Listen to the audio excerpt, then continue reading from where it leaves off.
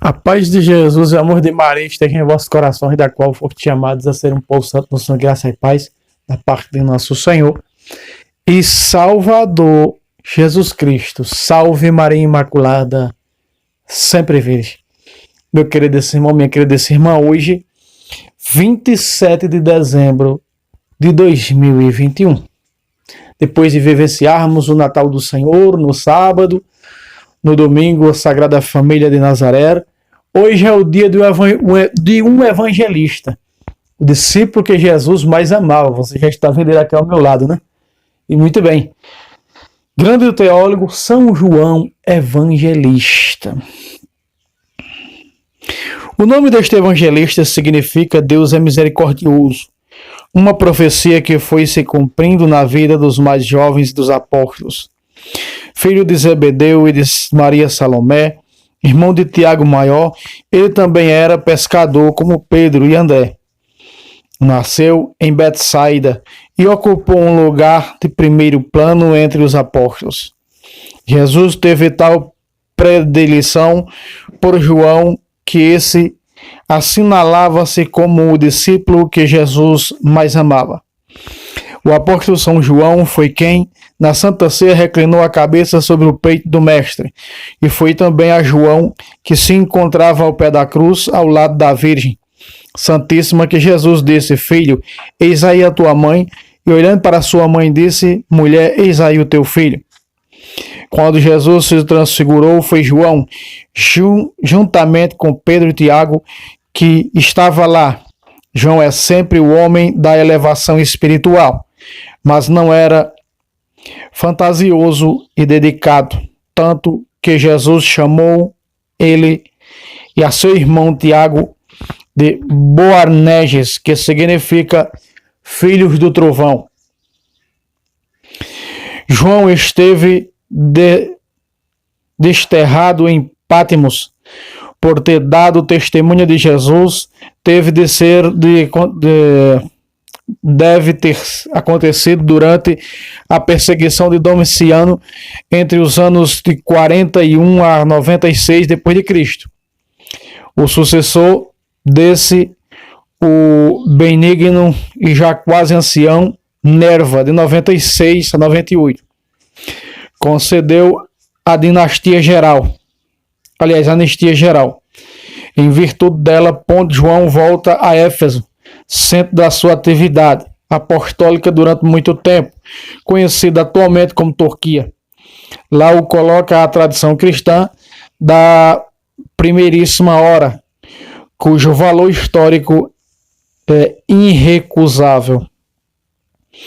O Apocalipse e as 3 cartas de João testemunham igualmente que o autor vivia na Ásia e lá gozava de extraordinária autoridade. E não era para menos. Em nenhuma outra parte do mundo, nem sequer em Roma, havia já apóstolos que sobrevivessem.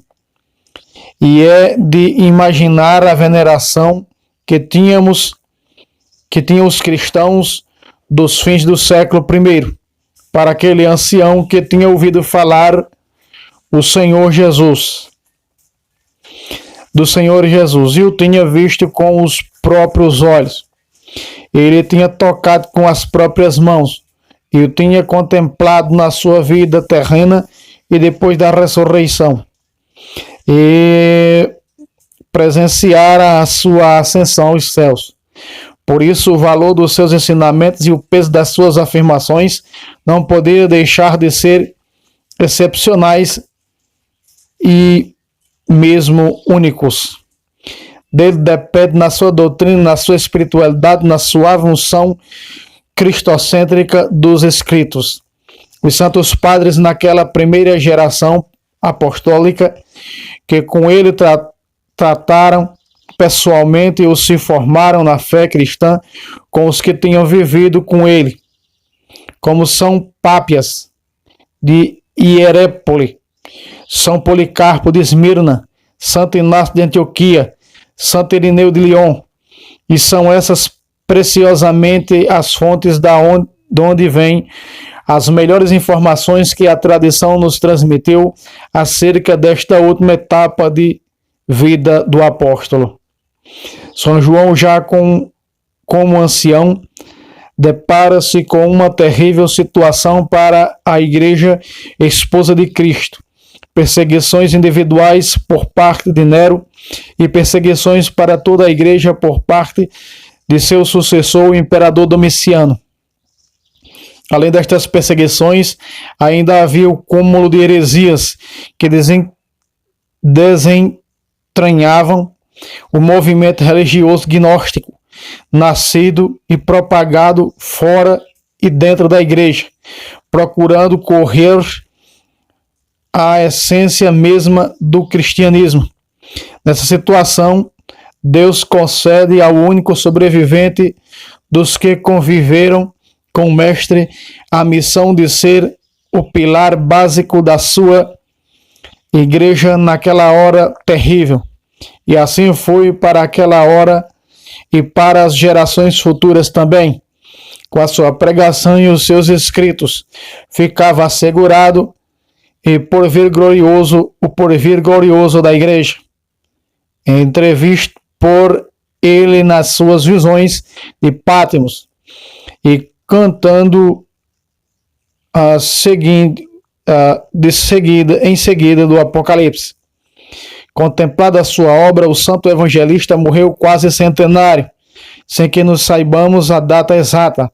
Foi no fim do primeiro século, ou quando muito nos princípios do segundo, em tempo de Trajano de 98 a 117 d.C. 3 são as obras saídas da sua pena, excluídas do cânone do Novo Testamento. O quarto Evangelho, o Apocalipse e as 3 cartas que têm o seu nome. São João Evangelista, rogai por nós. Meu querido irmão, minha querida irmã, a exemplo dessa grande janela do céu, o único que não bebeu o cálice, quando a sua mãe, não é? Com uma mentalidade protestante, Maria Salomé foi pedir a Jesus. Se ajoelha aos pés de Jesus e fez aquela oração que só os protex sabem fazer. Mestre, concede a salvação para este meu filho João, para este meu filho Tiago. Jesus disse para ela, mulher, não sabeis o que estáis pedindo, pedis mal. Esses lugares só competem àqueles que o Pai designou. E um desses lugares é o da Virgem Maria. Isso mesmo, Salmo 44. Está designado para os que são diferencial. Um desses diferencial é a Imaculada Conceição. Jesus disse, não compete essa salvação a mim, mas aqueles que o Pai designou. Veja aí. E a Imaculada Conceição, à vossa direita se senta a rainha, com vestes de ouro, né? Com vestes bordadas de ouro de Ofiro. Muito bem. Então, nós vemos aqui que esse apóstolo foi o único dos apóstolos que não foi martirizado, que não bebeu o cálice que Jesus disse, por acaso podereis beber o cálice que vou beber? Muito bem. Eles disseram sim, inclusive João. Mas João não bebeu o cálice do martírio, né? Morreu com a idade de aproximadamente de 100 anos de idade. Pela intercessão dessa grande janela do céu, o último dos apóstolos a partir para a glória, que nós possamos também, meus irmãos, nos vestir e receber as graças hoje da Mãe Rainha, não é? E do Cristo Rei do Universo. Possa pairar hoje sobre a sua casa, sobre sua família e sobre você que acompanha esse trabalho de evangelização nesse apostolado. Deus lhes abençoe hoje e sempre.